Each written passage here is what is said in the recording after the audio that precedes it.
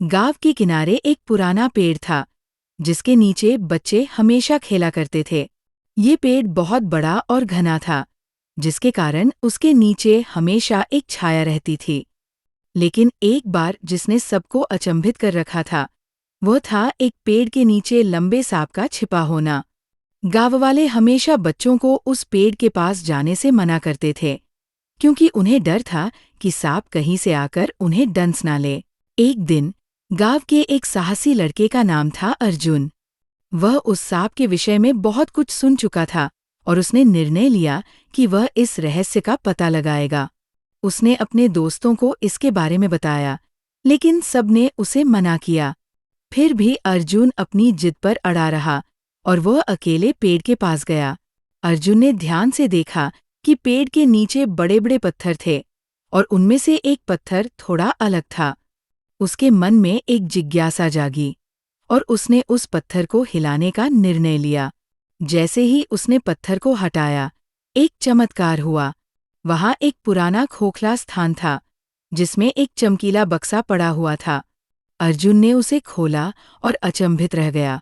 बक्से में एक अजीब चमकदार सांप था, लेकिन यह कोई सामान्य सांप नहीं था। ये सोने चांदी से बना हुआ था।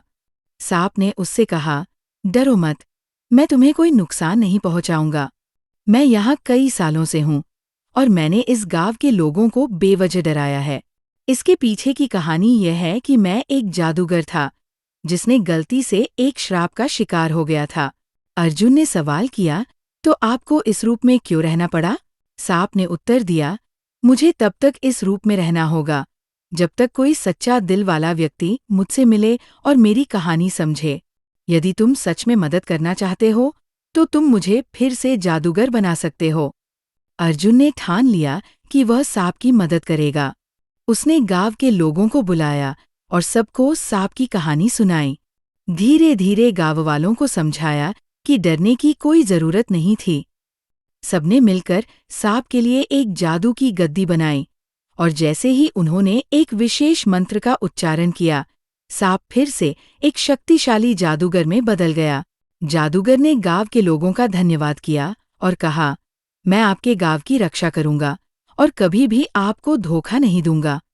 इसके बाद जादूगर ने गांव में खुशियों और समृद्धि की नई लहर ला दी। इस घटना ने सभी को ये सिखाया कि कभी कभी जो चीज हमें डराती है, वही हमारे लिए सबसे अच्छी हो सकती है।